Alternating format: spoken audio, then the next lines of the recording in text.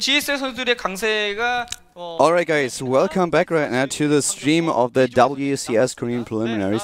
One thing I want to point out is that is not the qualifier. What I said earlier might be a little bit misunderstanding. This is the preliminaries for the Code War qualifier for WCS Korea. We will stream this next month on GOM TV in the entire August. But we are waiting for the next match to be set up. We have no information right now what's it going to be, nor do we know when exactly we will be able to join the match. But as promised earlier, we will do a little bit of an MMA session here while we have the downtime. So if you have any questions that you want to ask Wolf or myself, you can send us a tweet at Twitter. You can tweet at him at ProxyWolf, at me at Kaldor. And yeah, let's just go through a few of the questions that have been sent over the last few minutes. Looking through some from Mr. Fleming. He asked both of us, what food/dish do you miss from home that you can't seem to find in Korea? For me, that is Mexican food. I cannot find that here. There is some, but it's not very good. It's hard to find. It's expensive, and it's Korean Mexican food essentially, and it's not quite the same. For me, it's actually a pretty tough choice. Everywhere I am, I find some food that I really enjoy, so there's not something specifically that I miss from Germany. Maybe like the German way of barbecue, that's something that I really miss. That's something you don't have in Korea. Korean barbecue is awesome and I love it, but the German way of having a barbecue is a little bit different. So, especially in the summer, when you have barbecue outside and you have a couple of beers, that's what I really love, and you can't really have that here. Okay. So what else do we have? Let's have a quick look at the tweets that we have so far. I get a tweet about The Dark Knight Rises. I know you haven't seen it yet, so I'm not saying anything spoiling. I won't say anything spoiling. No. But I personally thought it did not live up to the hype. I wouldn't say it was a bad film, but to me, I thought the acting was not as good as I would have hoped. I mean, I thought that based on the hype, when people hyped The Dark Knight to me, I was like, this cannot be this good. I didn't believe the hype. I went in trying to like remove the hype from my brain. And I sat down and I was like, oh my god, this was a great film. But this one was not the same for me. I got a question here by MCXD on Twitter. He asks, do you two do many things together outside of the GSL, like go to the movies, gym, etc.? Well, we live like half an hour away from each other, so usually we meet up basically every single time before we go to the GSL, like an hour early, sometimes even a little bit more than that, and talk about things in general. We also prepare for the cast together, where we just talk about a lot of things. We sometimes play together too. Yeah. And it just depends on how our schedules work out, especially on Tuesdays when we have in Code A these double days. We have like a 2-hour break, so depending on what else we have set up, we go to the GOM house or hang out at cafes. So it always depends on what exactly. Yeah, it's it's not really like on those type of days. It's not reasonable for me to go home at all, anyways, and so we just hang out. Yeah, I wouldn't say we go to the movies together, but yeah. Not yet. We're not at that stage yet. We haven't gone to the movies together yet. Through these questions. I have a good one. And what is your guys' favorite esports related memory? Oh, I like that. I will name two. One for Korea and one for overseas. My Korean, you're going into a game very soon. Light against Hack, the third set is what we're going to cast next. But just to answer this question, my most memorable moment was WCG 2008, where I was the official commentator on stage in Germany and casting Grubby versus Moon. There are YouTube videos out there. My voice was gone. Have a look, search for Kaldor WCG 2008 Grubby Moon. You will find it, and you will probably not be able to make out because my voice is gone.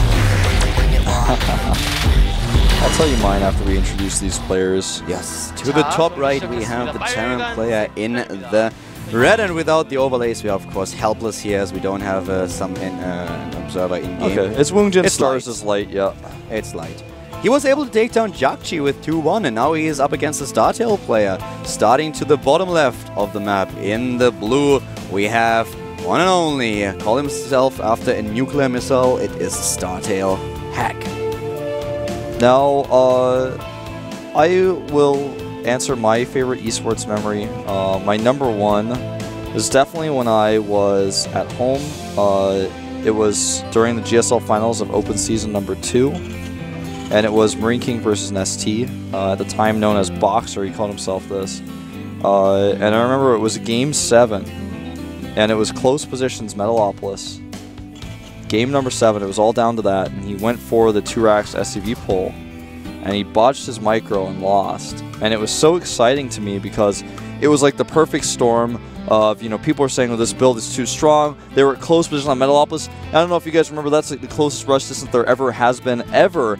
And so it's a great map to do this type of strategy. And it was just, the moment where he pulled him, I was just, I had goosebumps. I was like, he's going to win. I had so much, I became such a big fan of him when he played against Curix, and I followed him throughout the entire tournament, and I was like, he's going to beat Nestea here. This is the final game. This is so awesome. And when he botched it and lost, it was still just as epic to me, even though he lost. And I really, really remember that moment. I'll always remember that. Cool. Yeah, that's a good story. And while, by the way, Light is making quite the story for himself now. He's one of the few Korean Brood War players that is currently still in this preliminary competition to reach one of the spots in the WCS tournament, in the qualifier. And we have him up against Hack with a 1-1, so it's Terran versus Terran. Seems to be really strong, especially after he defeated Jakji with 2-1.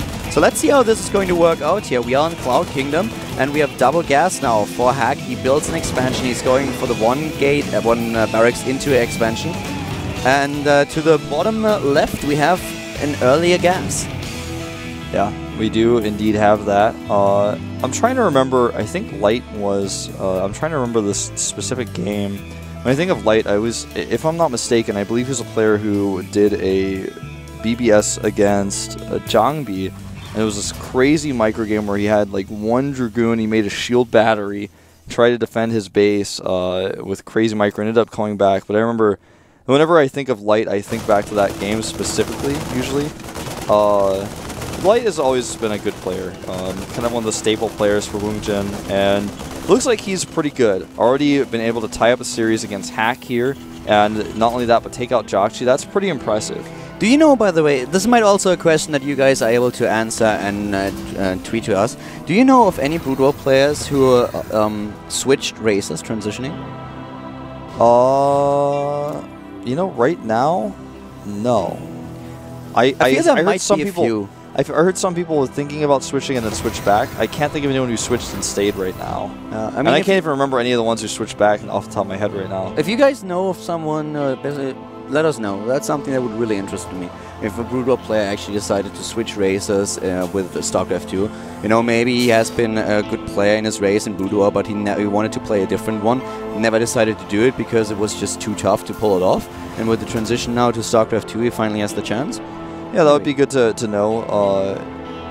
Ibrahim told me, just tweeted at me, said it was Light versus Tempest, and that's correct. Sorry for misspeaking earlier. Couldn't remember exactly which Protoss it was against. Okay, Firebat Hero apparently switched from Terran to Protoss. Mega Kenny just tweeted this as me. He's apparently still playing Protoss. Oh, and Snow went from Protoss to Terran. Calm switched to Terran. I thought I saw him play Zerg, though, recently. That's interesting. Maybe he switched to Terran again, or maybe that person that tweeted at me doesn't know. This is the scariest push to deal with in TVT for me. I've been playing Terran exclusively recently, and whenever I face this drop with Hellions and Marines, if you don't see this, you might just die. He has no tanks. Watch this, man. Watch this execution by Hack. Targeting down some of these Marines. Here come the SCVs being pulled here. Hack is killing so much here. Look at how he's able to make his opponent line up his Marines, and he takes them down. Hack is birds away. He's going to take this game if he continues like this. He takes out so many Harvesters. We have the Cloaked Banshee on the way for Hack 2. 11 Harvesters against 28. Hack might have just been able to pull it off. I think he has. And well, it's not over yet, but it's practically over with Cloak on the way, like you mentioned. He has one missile turret, but still. Oh, wow. Well, that mule was about at the end of its lifespan anyways, I guess, but still. This is a tough spot because he has the command center up as well, so it's not like that was an all-in from him. If you go for a push or a build that has a command center in it of any kind, and your opponent hits you with this timing, if you don't see the medevac, you might just die. And this is basically what we just saw. Hack just cleverly hiding the medevac. I hate when this comes into my base, man. I freak it out. I panic. There's no good way to fight it. He's got Hellions and Marines in his base. You try to use your SCVs to pull, then he micros your Hellions. Trying to get the Zanaga Watchtower here, but immediately we have the Banshee in position, takes down the Marine without taking any damage whatsoever. Hack is in a great spot now. He's still ahead with 11 Harvesters, and he has Siege Tanks, he has Vikings, he has the Banshee. This is just so much that he can do now. He can basically do whatever he wants. It's his game to lose at this point. A bunch of people tweeting at me saying that Idris switched from Terran to Zerg. That's not what we mean. Everybody knows that. Major is apparently watching right now too. Shout out to Major. And he said that Hero from Join turned from Zerg to Protoss. He switched.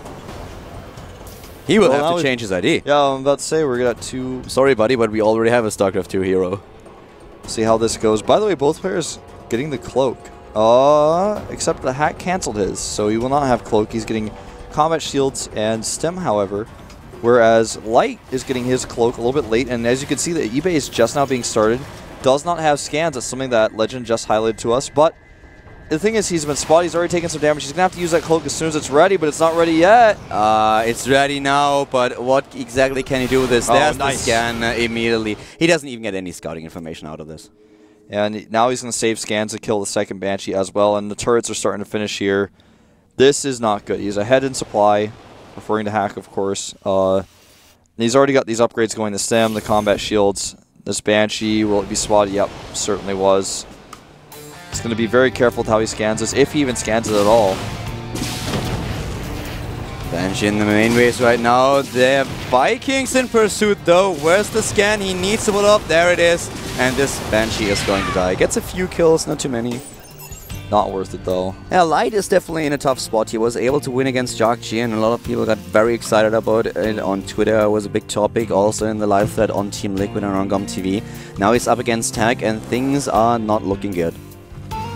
Yeah, it's... in TVT, I feel like TVT is the mirror matchup where you can come back the easiest due to your opponent walking into your siege tanks by mistake or being out of position, or you catching him off guard with a big drop. Hack, by the way, is playing straight up here. He's not trying to kill his opponent with a big attack now that he got ahead. He's putting on some pressure right now, but he's got the third command center on the way, and this is just going to be soft pressure. Light is going straight for mech here, and nice repair here. The siege tank is not dying. I like how Hack plays this. And suddenly we have, well, a nice sieged up position for Light, but he's maybe spread out a little bit too thin. Siege tanks are sieging out. The Marines have to be careful getting out of that. Yeah, the Banshee's starting to do some damage here. This is a perfect position for Hack. He has the Vikings. He can force his opponent's Vikings, and of course also Banshee's back. He's using his own Banshee to take down siege tanks. Great position for him. Light is doing something very smart here, though. He's expanding to the top, bottom right of the map now. He tries to go for a hidden expand, and I like this decision. It might not help him coming back into this game, but this is one of the few things that he can do. Yeah, when you have an SCV on a map like this, you can definitely get away with it. Pulling those Marines out of the bunker, making sure he didn't lose any of those, but I'm not sure if he's going to be around much longer to use that base if this game continues the way it is right now. Cloak Banshee doing a lot. He needs a scan. He darts in with his Marines. And this actually just may be the end for Light as he's pulling his SCVs. The tank's doing the damage here. The Cloak Banshee, yeah, it's helping out, but too much. GG. GG, and Hack advances. It is Light who's out of the tournament now, not the GSL player. Well played by Hack. 2-1 against Light. And oh my god, Legend is really making this dance work. There's Hack. Yeah, there he is. Well, that's it. We can go back and answer some more questions now. Yeah, we're not quite sure what match we have up next. The guys at the location are currently taking care that we will have a different game very soon, but we need to give them some time to figure out what match is ready and where we can play. Here's one question. So, yeah, to all the people who just tuned in during the games in the downtime, we're just answering a few questions on Twitter, doing a little bit of an AMA so that you don't have to just watch a muted stream the entire time. So if you have questions, tweet at us, tweet at Calder and at ProxyWolf. And yeah, you have a question? Someone says, what is esports missing that can be worked on? And that question is so broad and so vague, but one thing these days that I would like to see, because we have fixed so many of the minor problems that we had in esports, and I mean by esports I want to refer to broadcasting especially, I want stream quality increased. I want every stream to be as high quality as possible. I want it to look more and more like I am connected to. I'm like I'm watching a replay on my StarCraft screen. I want it to look almost as good as that. I want the cameras to be set up to where we have super high quality pictures of the commentators. That's what I think that's not the thing that is needed most, but that's like what I want to see the most right now. That's one of the things I want to see pushed forward. If the broadcast quality, literally stream quality and picture quality is improved substantially, I think that a lot more people will want to watch. For me, it's a hard question to answer, just because from where I come from. I come from a time where I broadcasted Warcraft 3 to audio on Winamp. You had no picture, nothing whatsoever. At first, we streamed in the worst audio quality ever. So just seeing how esports in general progressed, how many events we have today, how many streams there are online every single day, how many streams you can choose from when you are a viewer. This is just something that really amazes me. There are a lot of things that can be improved, a lot of things that I would love to see, but I'm not really disappointed by the improvements and by the development just in general. I think that esports is on a very good way, and a lot of people are working to make it even more popular and to make sure that it's getting more mainstream. So I think we're on a good way here, and I'm really happy with how things progress. As long as we don't stop here, but just continue on the same path, I'm really happy with the development. Okay, I like that answer. Taylor, do you have a Korean celebrity crush? Excuse me? Do you have a Korean celebrity crush? A Korean celebrity crush? Give me a second, that question caught me a little bit off guard. Not really. If I would have a crush, it would certainly be one of the K-pop girls. They are really hot, but on the other hand, every girl that's on camera is usually hot. I was gonna say, man. Because, well, there is makeup, there is so much editing that you can do, but yeah, I don't really know this many Korean celebrities, so I cannot really answer this question, I feel. Okay, how about this? Have you seen The Real Talk with Tasteless? Have you seen this video? Not yet. The Tasteless episode is one of those that I haven't watched. It's one of the newer ones. Okay, I won't actually answer this question then right now. Okay, I have one though. Devin asked me on Twitter, and he was like, "What is the most epic match you two have ever casted, scene that everyone needs to see like yesterday?" Let's make sure this refers to StarCraft 2. I'm not talking about any Warcraft 3 streams here, and the match that comes to mind for me is not an individual best of 3, best of 5, best of 7. I would say when Symbol started this, the team match in this season of GSTL between TSL and Incredible Miracle is my personal game that everyone should watch. That was the best thing that I have ever seen. That was a great match. That was something that I really enjoyed watching as well. Lucira versus Symbol was awesome. Our next match that we're going to see, by the way, is going to be 0 against Hack. It's going to be the final of the group. Whoever wins this will advance and get into the WCS tournament, which in itself is the qualifier for Asia from the Korea branch. So a new game is coming up very soon, and 0 a Brood War player? Yes. I don't know too much about him, guys. I have not really a Brood War background. I've watched Brood War streams in the past, but I was more a Warcraft 3 guy. I watched a lot of casted Warcraft 3 for roughly 10 years, so this is basically where my historical knowledge is based on. 0 is known as the only guy who can take Jaedong out. He has stopped Jaedong from getting to finals several times, and a lot of people are always disappointed that 0 is the guy who takes away the Flash versus Jaedong finals. Sometimes he kills Jaedong right before the finals in like the round of 4, for example. And we just got an update saying that Boom Boom Prime advanced from Group D. So, by the way, we can ask the Tasteless question if you want the Real Talk question, because I just read it as well. He tweeted to both of us. John is on fire, is his nickname on Twitter. He has a very interesting opinion about the community sites, and I think what he said, because I read about it, was like the feedback that you get from the community is like bad, and that they have to mature. Is that right?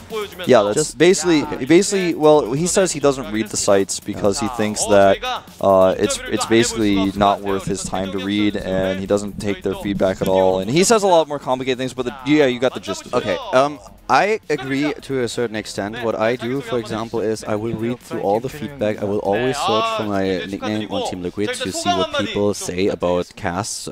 Sometimes, wait, just guys, just wait a second. Are we gonna have the translation of the interview? Okay, we have a transition of the interview. This is Boong Boong. He got out of his group. He won and is now participating in the WCS qualifier of Korea next month. There you have him on screen, and we get the translation of the interview. So that's actually awesome. We will come back to the questions and to the other games that we mentioned after that. 많이 따라왔다라는 느낌이 좀 듭니까? 네, 이건 따라온 정도가 아니라. 예. 진짜 잘하는 것 같아요. After playing with the StarCraft 1 players, he thinks that they almost caught up with the GSL players. They are neck to neck with the GSL players right now. That's something that we've also seen. And just think about how these guys will actually look like if they really commit to StarCraft 2, like for another 2, 3, 4 months. And Heart of the Swarm comes out and everyone starts at roughly the same level again. Yeah. Bungu says that every single match that he played today in the preliminaries were really difficult and very hard to play.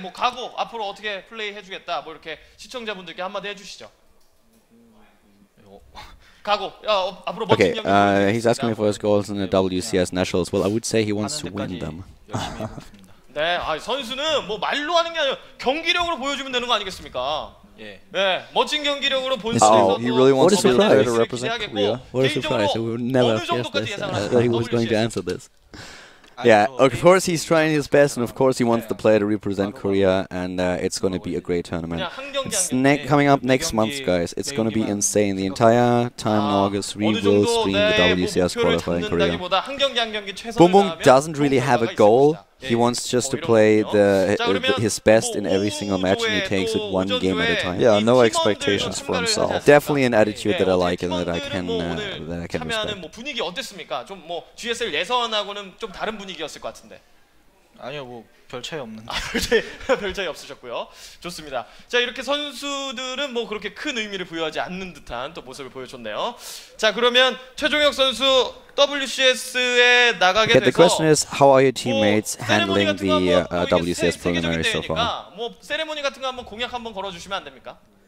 They are basically playing it like it's going to be like it would be the Code A qualifier. That's what he just said. So they are doing it's even at the same location. Everything's the same. So they are treating it exactly as if it was a Code A qualifier. He's completely speechless. He's sitting there and he's like, I don't know. That face was priceless. Awesome. Okay, so there's a lot of tournaments coming up this year, and he is going to do his best to perform very well in each and every one of them. 감사합니다. Okay, and he's like, I want to get out of here. Boong Boong. That guy is so awesome. I was sad when he dropped out. I like him. Great Zerg player. Well, the next game should start in a few seconds, but someone told me that. Well, just one more update, and then we'll go back to that question. I heard that Puzzle beat Sniper and advanced out of his group. Oh, that was fast. Yeah, pretty quick. Okay, so coming back to the community question, I read through all the feedback. I will search for my name on Team Liquid in order to see what people think about what we about the cast. And I know sometimes you have a bad day. Everyone has this. You go to work or you just wake up in the morning and everything feels off. Same goes for us. Sometimes we just have a cast where we like, well, today this was not really good. We can do better than this, but it felt off.